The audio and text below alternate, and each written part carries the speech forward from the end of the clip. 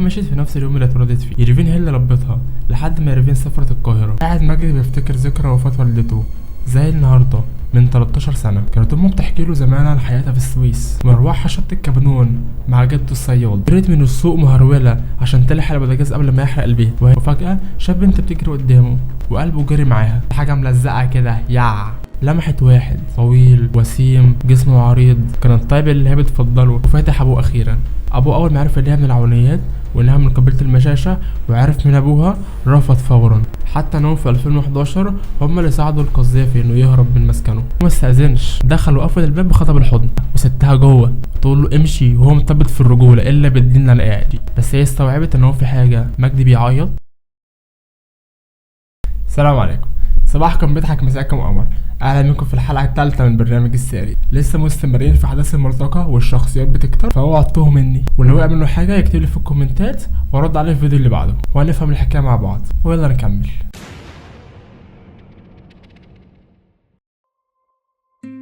مدينه درنا الساحليه في شرق ليبيا، مارس 1991. قاعد مجدي بيفتكر ذكرى وفاة والدته زي النهارده من 13 سنة، ويفتكر أيام عاشها وهو صغير وشكله قبل ما يتغير. كانت أمه بتحكي له زمان عن حياتها في السويس، مروحها شط الكبنون مع جده الصياد، وعلى طول كانت بتغني له أغنية مشتاقين. واللي معرفش أغنية مشتاقين دي أغنية سويسي على الأنغام السمسمية، كتبها أحمد منيب وغناها عبد الدشناوي، وعزف السمسمية إبراهيم السني وأحمد سمير. من كتر ما أمه كانت بتعلمه التراث السويسي، جدته أم أبوه كانت دايما بتتضايق منها عشان مش بتعلم حفيدها تراث ليبيا، وهي اصلا سويسيه، فكان بيطلع عنها علقه صبح وعلقه بالليل، كلها فيتامينات كده. حكايه مجدي بدات لما في واحد ليبي اسمه جابر سعفان جه السويس منطقه القصاره واتجوز فيروز بنت الصياد، رغم ان الصياد كان بيرفض كل الخطاب بس وافق على الليبي دوت. وبعد النكسه جابر سعفان وفيروز ومجدي سافروا لليبيا. تمام لحد كده؟ يلا نكمل.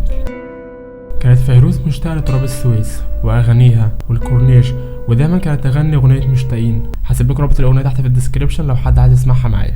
ودموعها كانت بتنزل على كلمات الاغنيه وعلى علقه جابر كل يوم، المسكن اليومي بتاعها. وده اللي زود كره مجدي لابوه عشان كان متعلق بامه جدا وكره كل النساء بعد امه. بعد موت فيروز جابر حب يعوض مجدي ودلعه جامد، بس مجدي تمرد عليه. وكان جابر صاحب شأن كبير في القبيلة وعنده نفوذ ضخم خلاه يعمل ثروة كبيرة، وكان دايما عايز مجدي يكون هو الوارث ليه ويكون دراعه اليمين في الشغل. وكان دايما يكلمه عن مكانته في القبيلة وقد ايه هيكون شخص قوي وعظيم في يوم من الأيام، واختاروا المكان الصح عشان يكون فيه. بس مجدي ما كانش عايز المكانة ديت، كان عايز يكون حر. وكعقاب ليه ابوه جوزه غصب عنه وخلاه يكتب كتابه على واحدة معاه في القبيلة، بس الدماغ السويسي هبت منه راح مطلعها وهجر من القبيلة وسرق عربية ابوه. في يوم الخميس 14 مارس 1991 مجدي بوظ عربية أبوه ووداها للورشة عشان تتصلح في منطقة العونيات. سند ظهره للحيطة ومستني الراجل يخلص، وفجأة شاف بنت بتجري قدامه وقلبه جري معاها. دخل البيت اللي قدام الورشة، فضل واقف قدام بيتها لحد ما خرجت من الشباك. كانت بتندى على صاب الأنابيب عشان يطلعها بأنبوبة، وعينيها كانت على مجدي اللي من جواه كان بيقول: وأنا بالكمستي تحت بيتها أتأمل صنيع الله وحسن خلقتها التي لم يخلق لها شبيه، وإن رأيت شبيهها لقتلته كي لا تقارن بأحد. ده مش حب من أول مرة ولا تعلق المرة دي، ده حاجة ملزقة كده.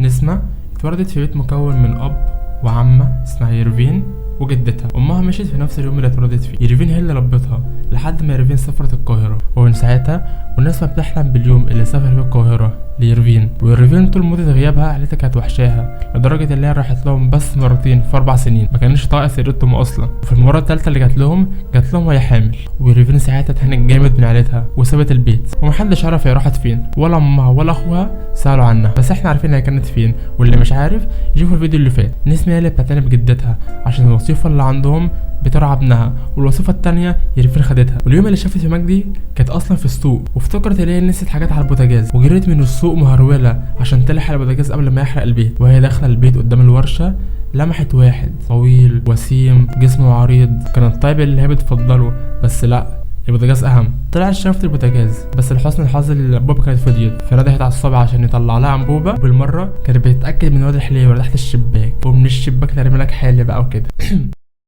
في 22 مارس 1991 عيد القيامة. عدت 5 ايام ومجدي كل يوم يخبط العربية عشان يجي يصلحها عند بيت نسمة، رغم انه بيكره الورشة والصناعي بس كل يهون عشان البيت اللي هو معرفش اصلا اسمها.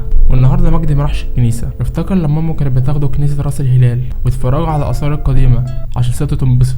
راح فندق لمدة 3 ايام قرب العونيات عشان يتابع اخبار النسمة اللي سرقت قلبه. نزلت من الفندق وراح لبيتها عشان خاطر يشوفها، وهو في الطريق خبط ناقة، شقها على جنب من غير ما يعرف مين صاحبها ولا حتى يعتذر له، وراح الورشة بقى عنده حج عشان يقولها للصنايعي. واحد صفر للورشة، هي اللي كسبانة من ورا الحوار ده كله. وصل للورشة وصادف نزول نسمة من بيتها وشافته هو متبهدل دم والعربية مليانة دم واتخضت عليه. راحوا قلبها هزار بقى، قال لها الناقات عندكم متهورة يا عم، وهي ما صدقت تطلع القرف اللي عندها، راحت اتفتحت فيه. قالت له انت سايق ليش خدفش؟ خدفش معناها بسرعة بالليبي.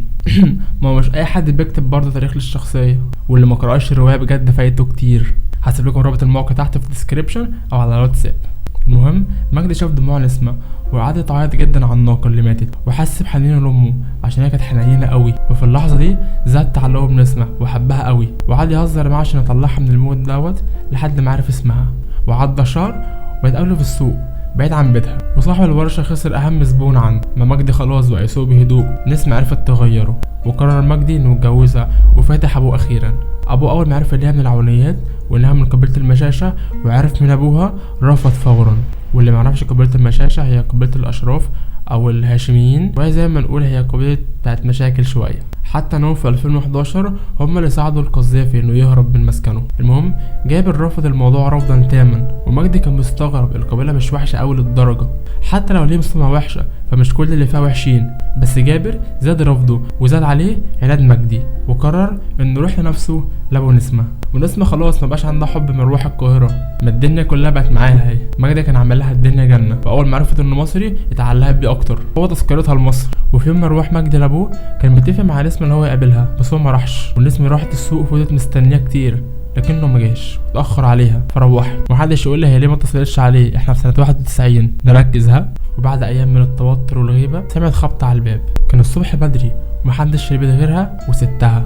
فتحت وهي بتحسب حد من الجيران في البيت اللي جنبهم، ابوها نسي حاجه في البيت ونسي المفتاح مثلا.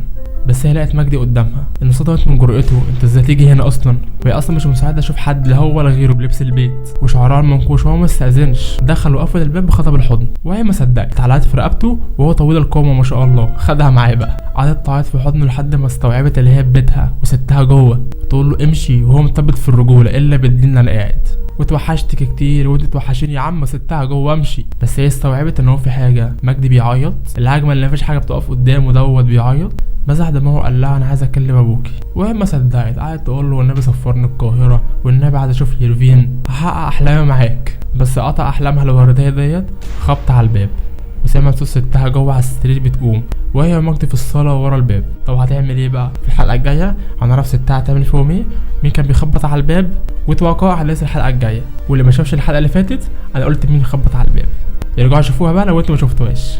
سلام.